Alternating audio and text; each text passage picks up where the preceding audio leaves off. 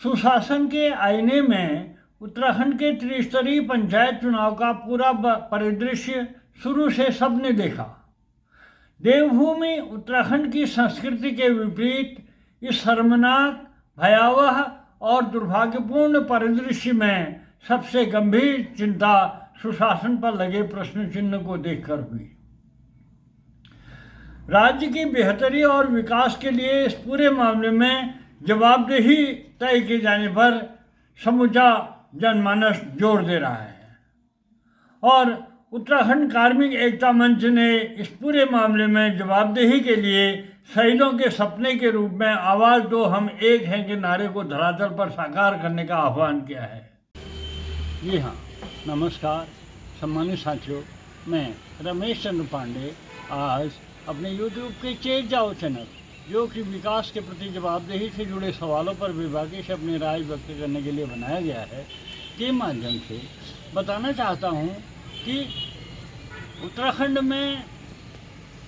जो त्रिस्तरीय पंचायती राज चुनाव का आज ब्लॉक प्रमुख और जिला पंचायत अध्यक्ष का चुनाव हुआ, स्वतंत्रता दिवस के पहले दिन 14 अगस्त को, इस पूरे त्रिस्तरीय पंचायती राज चुनाव की प्रक्रिया के दरमियान एक सबसे बड़ी बात जो हुई, इस चुनाव की प्रक्रिया आरंभ होने के शुरुआत से ही इसमें जो पंचायती राज एक्ट का खुला उल्लंघन हुआ, उसको लेकर सवाल उठते रहे और इसी पंचायती राज एक्ट का उल्लंघन के चलते हाईकोर्ट को भी इसमें हस्तक्षेप करना पड़ा और जिसके चलते एक बार चुनाव आयोग के स्तर से अधिसूचना जारी होने के बाद, हाईकोर्ट के डिसीजन के बाद उस अधिसूचना को निरस्त करना पड़ा और फिर दोबारा अधिसूचना जारी की। इस मानसूनी आपदा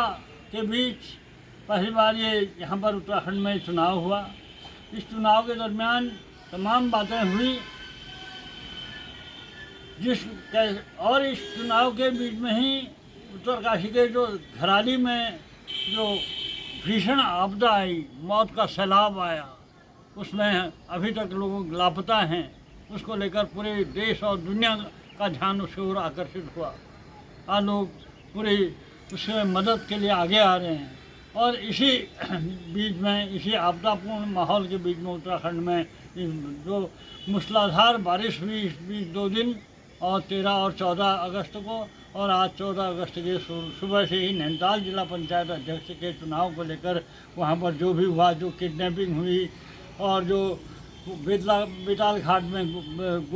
गोलियाँ चली, बाराहाट में तमाम जगह में लात, घुसे, गाली गलौज, बंदूक, किडनैपिंग वगैरह जो भी कुछ भी इसमें देखने सुनने को मिला, उससे हर कोई हतप्रभ है। सब यहाँ के उत्तराखंड के आम आवाम का यही इस पूरे मामले में एक प्रतिक्रिया यही आ रही है कि यहाँ पर यूपी और बिहार की तर्ज पर ये इस चुनाव में जो धांधलियाँ हुई हैं वो यूपी और बिहार की संस्कृति यहाँ पर देखने को मिली है। उत्तराखंड जैसे शांत और सरल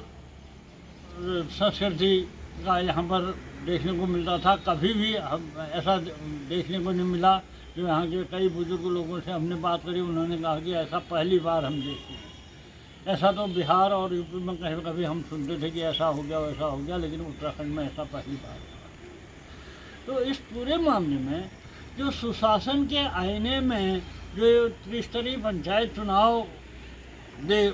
हुआ है का परिदृश्य जो देखने का मिला, उससे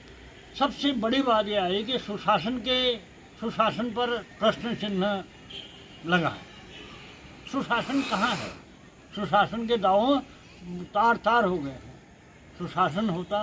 तो ऐसा कभी नहीं होता। और जो कुछ भी हुआ, जो कुछ भी धांधलियाँ हुई, जो भी गुंडागर्दी हुई, किडनैपिंग हुई, गोलियाँ हुई, तो आम पुलिस प्रशासन के सामने सब कुछ जो कुछ हुआ, उसमें वो ये नहीं कहा सकता है कि बिना किसी उच्च स्तर के सत्ता पक्ष के संरक्षण के बिना ऐसा हो, ऐसा संभव नहीं। कुल मिला के पूरे उत्तराखंड का पूरा आवाम इसको लेकर हतप्रभ है और आज 14 अगस्त की 15 अगस्त की पूर्व संध्या पर जब जिला पंचायत अध्यक्ष के चुनाव को लेकर जो उत्तराखंड उच्च न्यायालय का जो निर्णय आया है कि हमारे जिला पंचायत अध्यक्ष का चुनाव दोबारा होगा, उससे सब लोगों ने राहत महसूस करी है। 2 दिन की मूसलाधार बारिश के बाद ये शाम को हाईकोर्ट का जो इस निर्णय से थोड़ा राहत हुई है और इसके साथ ही बारिश भी इस समय थमी है। सूरज की किरणें भी देखने को मिल रही हैं। लोग जो घरों में डूबते थे मूसलाधार बरसात में, सोशल मीडिया में नैनीताल और तमाम जगहों में जो धांधियाँ हुई चुनाव में, गुंडागर्दी, गोलीकांड, किडनैपिंग के दृश्य को सोशल मीडिया में देख रहे थे और इस समय शाम के टाइम सब लोगों ने राहत महसूस करी है। आगे इस पूरे मामले में जब ये पंचायतों में जो सरकार बनी है, इस पंचायतों तमाम इसमें हो हल्ले के बाद जो पंचायतों की सरकार बनी है, सुशासन के आईने में वो सरकार के कामकाज पर हमारी नज़र रहेगी। आगे जो भी इसमें डेवलपमेंट होगा, जो भी अपडेट होगा, उसे आप सबके साथ साझा किया जाता रहेगा। फिलहाल आपसे गुजारिश है कि मेरे तेज जाओ चैनल को लाइक, सब्सक्राइब और शेयर करते रहें। धन्यवाद।